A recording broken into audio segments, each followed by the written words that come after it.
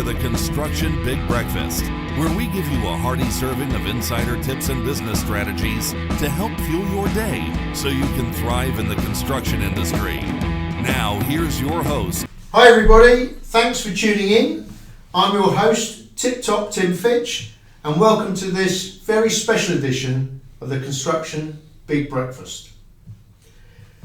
Today we're going to be discussing the life and times of Carmello Micallef, perhaps better known to his work colleagues as Charlie. And welcome to the podcast, Carmello. Thank you. Can you give our listeners a little bit about who you are and where you're from? I'm Carmello Micallef, born in San Juan, Malta, in 1934. So I grew up in the war, and unfortunately after the war, in 1938, my father was killed. So I grew up in the war with just a mother. I come to England in 1953, and I started work with Cementation in 1956. Okay, Charlie, that's a great little intro for everybody. Let's just, when everyone comes on this podcast, there's only one question that we've really scripted. So I'm going to ask it to you now. So, Charlie, it's great to have you on here today. We're going to have a very interesting discussion. The first question is though, what did you have for breakfast?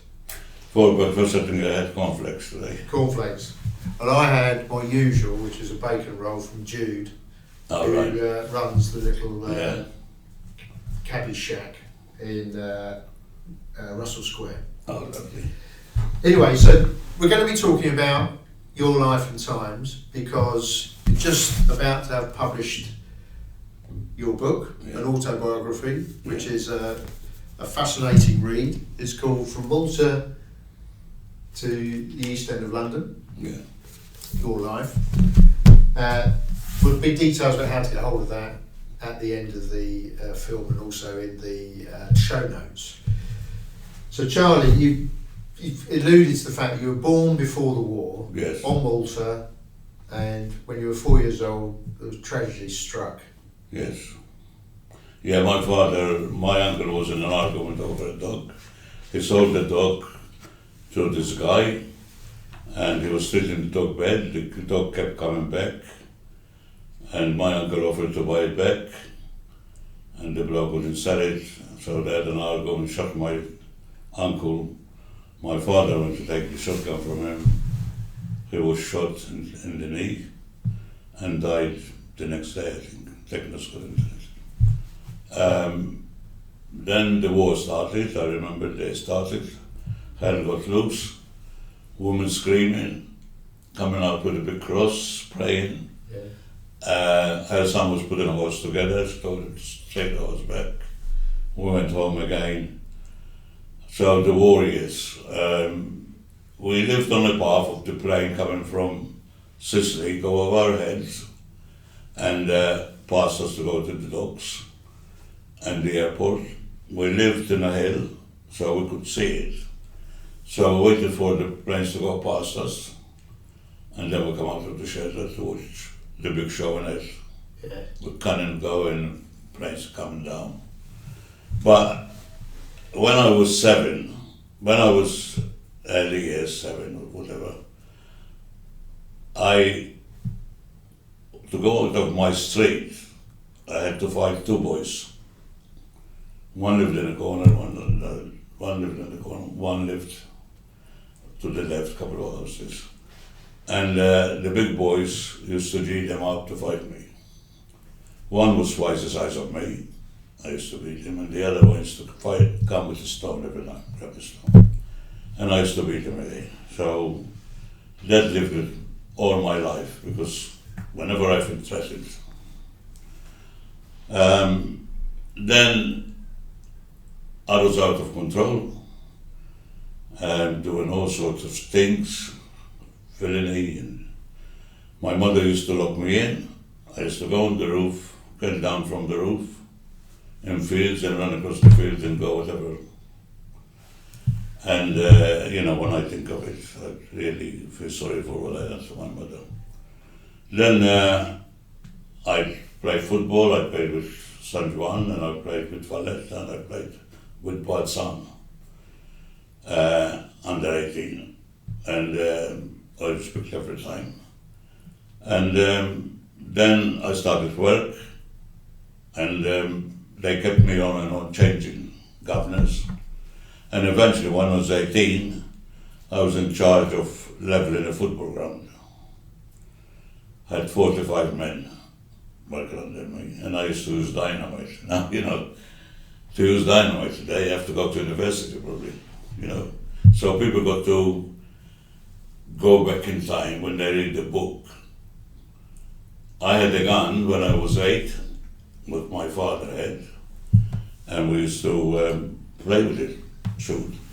Matter of fact, one of my friends was greased here, burned the shirts and just greased, so that's... And then 1953, I come here and... But Charlie, just before we get on to what happened when you came to the UK, let's just explore some of that early stuff. Yeah. Because when I was reading that, it is a completely different time, isn't it? It's a different time and different attitude. Because you said you carried a gun from the age of 8. Yeah. You used to take it to when you played football, so in case when you were coming back, you got mugged. Yes, and there was the place I used to pass by. Obviously, the buses stopped. Yeah. And the place I used to go by had a very bad name for people jumping. So I used to walk in the middle of the street. So if anybody jump off the wall, I have time to sort of shoot him. So I had a raincoat. So I used to poke it out of the raincoat. And good job nobody found it in the dressing room. So, just the things I've done, it's hard to believe. But then again, today they find kids in London 9-year-old with guns. Well, maybe it's... And there wasn't peasants like I was. So... But of course it was also during the war, so presumably there was more guns and ammunition about... Well, yeah, my mate got a box of bullets, was 9 inches square or 10 inches. And, but the bullets didn't fit my gun. So what we done is put the tin wire around the groove. That's what I'm saying. To fit my gun. And we used to go in the valley and shoot across the valley to the and nobody was. We used to go and buy bullets.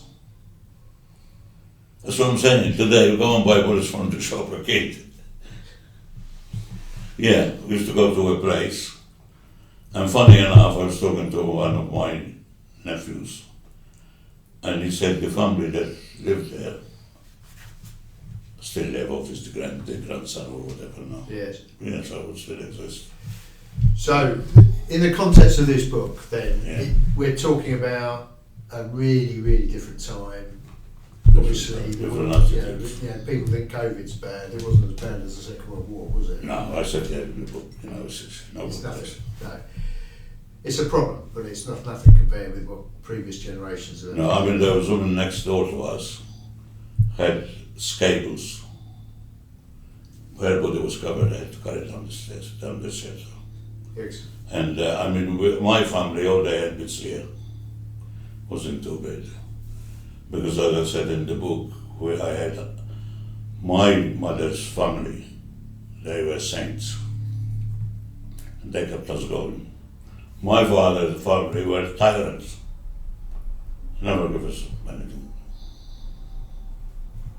So, that's the difference. But my mother's family, and you couldn't, one aunt gave us a big bag of sugar. And another used to work in the Navy. And the other uncle used to bring product from the fields, but I had to cover them in straw. Because if they got caught, obviously, would have been problems. So, the war ends, you start doing some work locally. Yes. At what point did you come to the UK? I was 18. I want to go to Canada, so I go to America, but it was by numbers. So they decided for me, so I come here. And I started changing jobs. This is in the early 50s? 53. 53, yeah. Started changing jobs, and eventually I got a job with a Joe family. They were building their factory where the London University is today, my land. Yes. And I just got them handbags for him, and I said, I'm leaving. Had a meeting with the family, come back. I said, do you want to know more money? He said, no, I'm leaving. I said, I want to work outside. I went there again, he come back, he said, switch the machine off. Took me there, I said, I'm building a factory here, you want to work here? I said, yeah. And they didn't know anything about building or anything, so I sort of had a good background. And I was doing everything, telling them what to order. And then piling coming on. And the foreman said to me, if you want a job, come and see me. This is the guys drilling the piles? Yeah. Yeah. Well, not drilling them, there's tripod. Tripod, yeah. And a while after I seen a couple of the boys in Aldgate, and I lived in Brick Lane.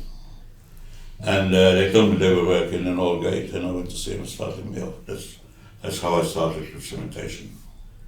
I should, for everyone who's watching, explain that many years later, that was how we met. Yes. We'll come to that later, but that's how we met. Yes. So when did you start with Cementation? In 1956. 1956, wow. Working in mud, because there wasn't no preparation in the place. And no gloves. You grab a bit of steel and you have to push it away, because it stick to your hand. Yes. In the winter, yeah. Yeah. But I was with one of the worst machine drivers. So I was helping him sometimes. And then I was working with the same foreman that started me about a year after, and the driver went sick. And so he asked me to drive the machine. And I had an Irish old boy with me, and we done the same work, finished earlier.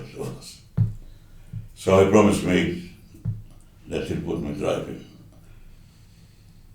He had a job in Swansea, put me driving there. And went on from there. So you started in 1956. Yeah.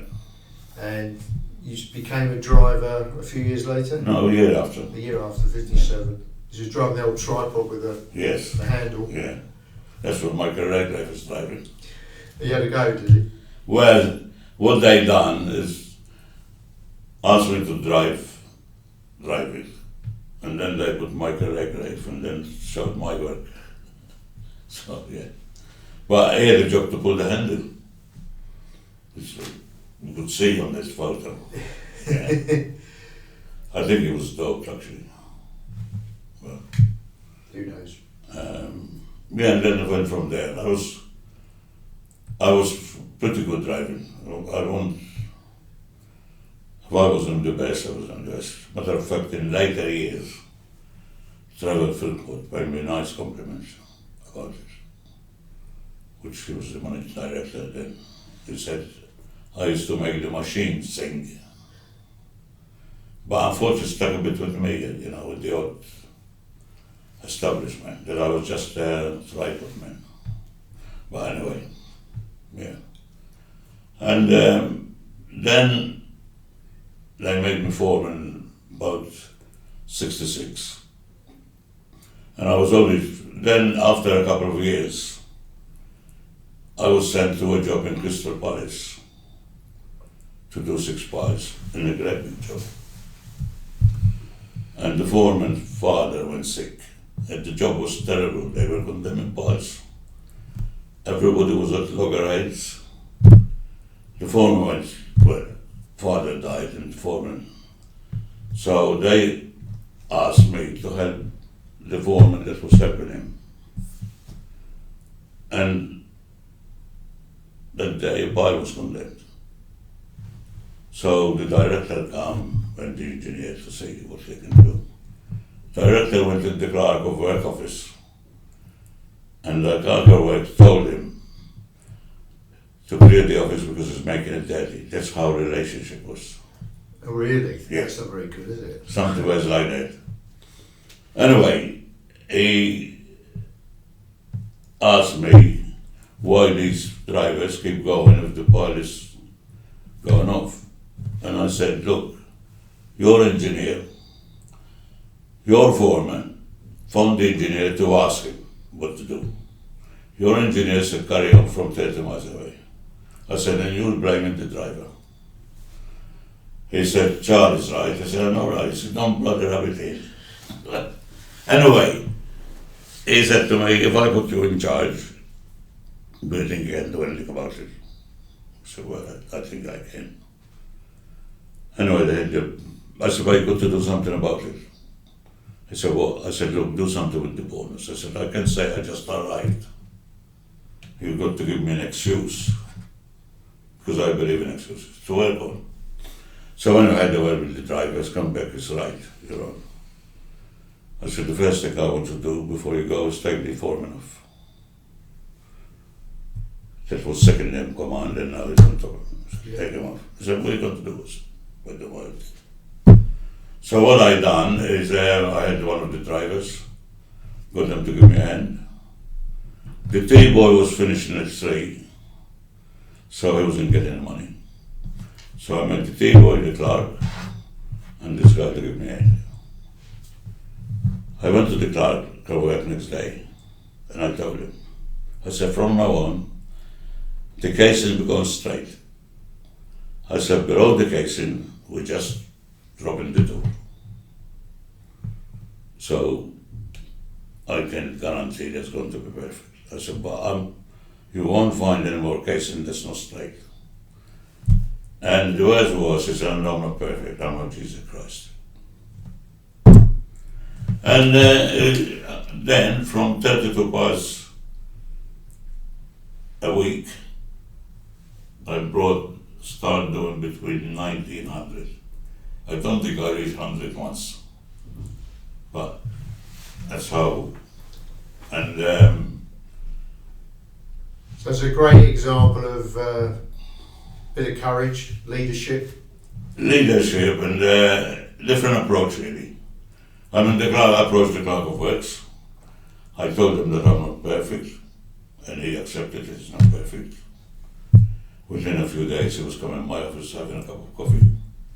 And the engineer that used to give me cotton now and again. Yeah. There's a different relationship. The funny thing is, I want to buy something for the car, which the cargo recommended. And I got it from the corner shop. So he said to me, after you get a certificate, I got it from their trade. He said, how can you do a trade? I said, yeah. He said, I need a set of tires, can you get it? I said, I'll do better than that, I'll get you a set of tires. So I found the director, I said, the car works, need a pair of tires. He said, how do you manage that? You know, last time I spoke to him, I told him, I said, well, I found it at the window I got, I said, and jumped in it. So that afternoon there was a set of tires for him. And the job went very well. It all helps Yeah. the world go around, doesn't it? Yeah. And then I went home and they sent me to look at a couple of jobs, you know. And went to a couple of jobs. Then they phoned me up to go another job. There was strike. I got them going. Yeah, so that's how I become. I didn't make me a supervisor then. But what happened was I was doing a per-side job in North Street, far from here. And they bought the territory. They put on that job. And one night after I left, they had trouble putting the case in. And the supervisor phoned the director. So the next morning, 7 o'clock, he arrived on site for 7:30. Said to him, "What, somebody push you out of the bed?" He said, "No, I can't see you." You know, but Lane? Yes. There was a bit of a backhead bit. He said, "I want to be supervisor in London." I said, "You're joking." I said, "These cockneys go mad." You know? No, don't worry about that. He said, come and sleep in the office. And that was it. Brilliant. When was that? That was in 1970. So you started in 56, Yeah. by 1970 you were a supervisor, which is a big role. Yes. And you were, I think, if we roll forward to July 1987, which is when you and I met, which is when I started. Yeah. I think we either met at Maple Cross, which is where the office was in Hertfordshire, or it would have been on some job in London somewhere. But I remember, and of course I was a naive young graduate, Yes. and up to that point we'd lived very different lives, hadn't we? Yes. And Yeah. then we'd sort of, Yeah. Yeah. Yeah, we got on with lots of friends as well, really. yeah, so I worked for Cementation for 17 years, but yeah, I think you retired before I left, didn't you? Yeah, in 99. 99. Crikey. So yeah, so then that was when I was running the rail team with Cameron and Gordon. Yeah. No, I used to get on very well in GS, but the funny thing is, I never used to interview engineers. I gave one guy a big rollicking, right, young guy, left the company, and when I was demoted, he was the first one to phone me, offered me a job. And the other one, I was asked to meet some people about the noise of the machine. In the morning, in the afternoon, the area manager said to me, another engineer coming with you. And I was talking to him, he stood in front of me. So I left. And the funny thing is, the manager never asked me how did it go yesterday or anything. I think he must have told him. But that guy became one of the top men, John Chandler, you know. Yes. He might see this. And we had a job in Mayfair. It was in a meeting. And he said, oh, Charlie's here, I'd love to see him. Left them all standing. Because the manager, they come up, when they finished, come. I said, when do you know that bloke? He said, when you see you? I said, I got to talk to Charlie, and left us. And that's one bloke, if you like, I think. Yeah, I know John. Yeah. It's still around. Yeah, he's still around. Whether he's still working, I'm not sure. Yeah. And I don't know what it was, but whether it was because I represented the company or because it was me. But there's two guys that I sort of, because apart from that. See, I mean, that's why you're sat here, Charlie, because I mean, I've known you for all those years, Yes. 34 years. Yeah. And we've been friends ever since. haven't we? Yes, yes. And we had very, very different starts in life, but it doesn't Yes. mean you can't be friends, does it? And have interesting, no. we've had loads of I adventures think you were together. single, I was single. Yeah, at the time. At the time. So we had a few beers. That's right. But let's just go, how did you come to write the book? What was the driver to write this book, now that you're retired? Well, I don't know really, because you know, I've been told many times to write a book. But as I said earlier, a book could be that big. And then I was talking to having lunch with my daughter, met my son and his wife. And she said 2 stories. So the thing because of big, it could be shorter and shorter. Yeah. And I think that's what started. And because it was so easy to write, I didn't have to invent, or I just written. Yes. Matter of fact, my granddaughter said, you're writing it as if you're talking to somebody. But I think, I mean, when I look at it now, to do 77,000 words on one person, which I didn't write all of it. Didn't write all of it, what I went through, because some of it was crude, some of it involved animal. I mean, my mother, for instance, I hated cats when I was growing up. Don't know why. And every cat my mother got, I got rid of it. So, Yeah. I didn't, But this is. I mean, I can tell. I can vouch for this book that it's very, very real. it is It's real. about you. It's as you recall it. Yes. Written by you. Anyone who knows you, it's obviously written by you. Yeah. It's a remarkable achievement because you didn't spend that long at school, did you? No, and I hated school. The only thing I liked at school, science, I was very good. Yeah. Very good. And when I come to leave school, the teacher asked my mother, keep me in school to be an accountant. But I wanted to work, so I come out. Charlie, I think that's a great place to just wrap up, really, Okay. because it's a hell of a story. Yeah. Which we didn't touch much of it. We've only just, in one of these little films, we can Yeah, only touch a bit and that's give right. a few tasters. Yes. If you want the full story, you're going to have to get the book. Yes. So, at the end of this video, we'll put the links to where the book is available, because I know it gets published soon, and also how people can get hold of you if they want to either get the book or ask you some questions. We'll put your email on there. Yeah. So, on that note, I'm going to wrap up this conversation, which it's been one of my favourite episodes, because of we've got such a long association, and we've got quite a lot of shared experiences, but nothing only from 1987. Yes. Nothing before. There's an awful lot that happened before that. Yeah, which is, I didn't know about most of it, so it's a fascinating book. As I said, the all the details I had to get hold of a copy of the book, and if you want to make contact with Charlie, we'll put in the show notes. And to all of our listeners today, thank you for tuning in.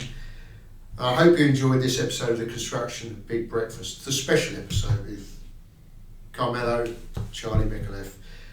As you may know, we have an episode published every week, so click on the subscribe button and turn on your notifications so you don't miss a single episode. And while you're at it, we'd appreciate a 5-star review. And if you enjoyed this episode today, please like it and share it, as it helps us to gain more listeners and hopefully help Charlie sell some more books. If you are interested in being a guest on this podcast or looking to collaborate in other ways, visit our website. Again, the details are in the show notes, and fill out the contact form, and one of our people will be in touch. So, see you next time. Bye. Bye.